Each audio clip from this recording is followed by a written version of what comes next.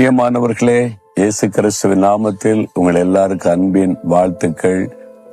இன்னைக்கு காலை நேரத்துல எப்படி இருக்கிறீங்க? காலையில் ஆண்டவரோடு பேசினீங்களா?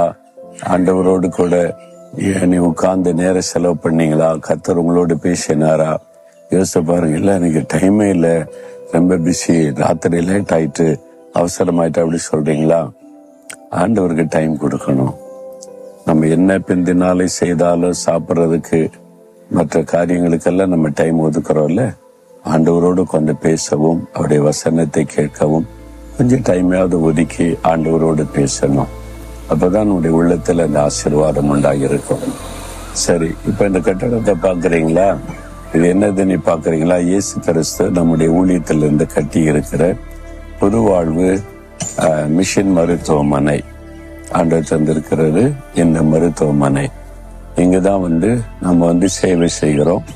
ஏழை மக்களுக்கு குறைந்த கட்டணத்துல நல்ல அருமையான மருத்துவ உதவிகள் செய்யப்படுகிறது. ஒவ்வொரு வெள்ளிக்கிழமையும் இலவசமான மருத்துவ முகாம்கள் நடத்தப்பட்டு இலவசமாய் வரக்கூடிய எல்லா ஏழைகளுக்கும் மருத்துவ உதவி செய்யப்படுகிறது.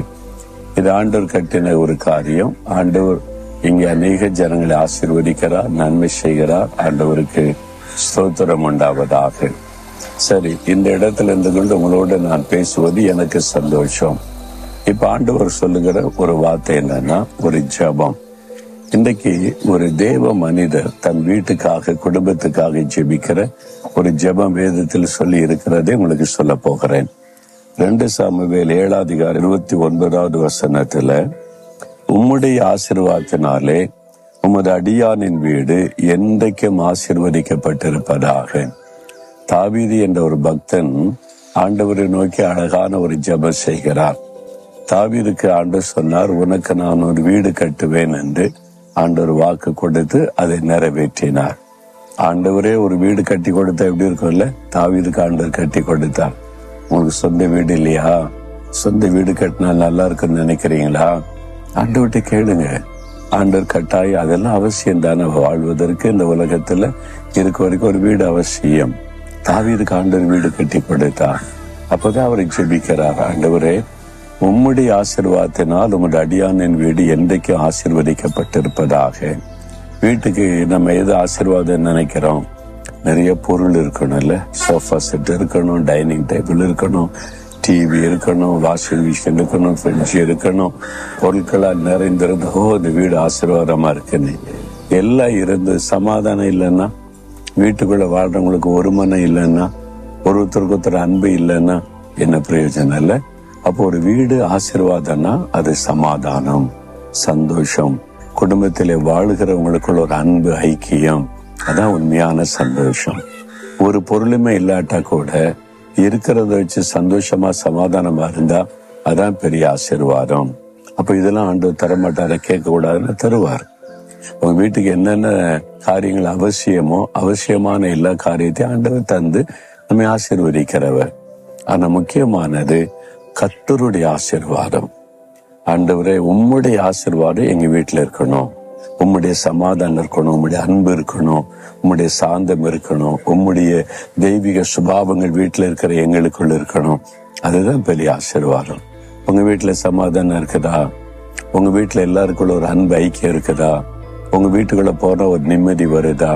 உங்க வீட்டுக்குள்ள நுழைஞ்சாலே எனக்கு ரொம்ப சந்தோஷமான இடம் என் குடும்பம் தான், என் வீடு தான் சொல்ல முடியுதா? நிறைய பேரால சொல்ல முடியல. எப்படா வீட்டை விட்டு வெளியே போகணும்னு வந்துடுறாங்க. வீட்டுக்கு முந்தி வராதபடி எவ்வளவு பிந்தி போனமோ பிந்தி போறாங்க. ஏன்? வீட்டுக்குள்ள ஆசீர்வாதம் இல்லை. அப்ப இப்படி எவ்வளவு காலம் வாழ போறீங்க? ஆண்டவர் சொல்றாரு, உன் வீட்டை நான் ஆசீர்வதிப்பேன், உன் குடும்பத்தை ஆசீர்வதிப்பேன். நீங்க கேட்டா உங்க வீட்டுக்குள்ள மாற்றத்தை ஆண்டவர் உண்டாக்குவார். ஆண்டவரே உம்முடைய ஆசீர்வாதம் எங்க குடும்பத்துக்குள்ள வரணும், அந்த சமாதானம் வரணும், ஒரு மனம் வரணும், அன்பு, ஐக்கியம் வரணும், அந்த மகிழ்ச்சி எங்க வீட்டுக்குள்ள இருக்கணும். உங்க வீட்டை ஆசீர்வதிங்க, குடும்பத்தை நீங்க ஜெபிச்சு பாருங்களேன், கட்டாயம் மாற்றம் வரும். இல்லைங்க, எவ்வளவு நான் பிரயாசப்பட்டு பார்த்தாலும் ஒண்ணுக்கு ஒண்ணு ஒத்து போக மாட்டேங்குது, நிறைய பிரச்சனைங்க அப்படின்னு நினைக்கிறீங்களா? அது காரணம் பிசாசு. நம்ம சந்தோஷமா இருக்கிறது அவனுக்கு பிடிக்காதுல. நம்ம குடும்பத்தை டிஸ்டர்ப் பண்ணிக்கிட்டே இருக்கணும்.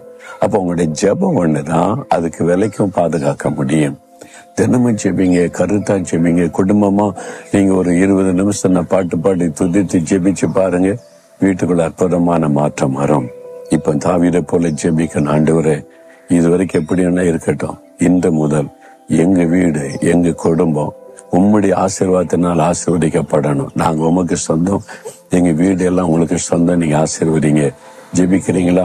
கருத்தா ஜெபிங்க பார்க்கலாம். ஆண்டவரே, உம்முடைய ஆசீர்வாதத்தினாலே எங்களுடைய வீடு, எங்களுடைய குடும்பம் ஆசீர்வதிக்கப்படணும். சமாதானம், சந்தோஷம், வருமானம், ஐக்கியம் எல்லாம் எங்க வீட்டுக்குள்ள காணப்படணும். உம்முடைய ரத்தத்தை தெளித்து உம்முடைய பாதுகாப்புகளை ஒப்பு கொடுத்து இயேசுவின் நாமத்தில் ஜெபிக்கிறேன் பிதாவே. ஆமேன், ஆமேன்.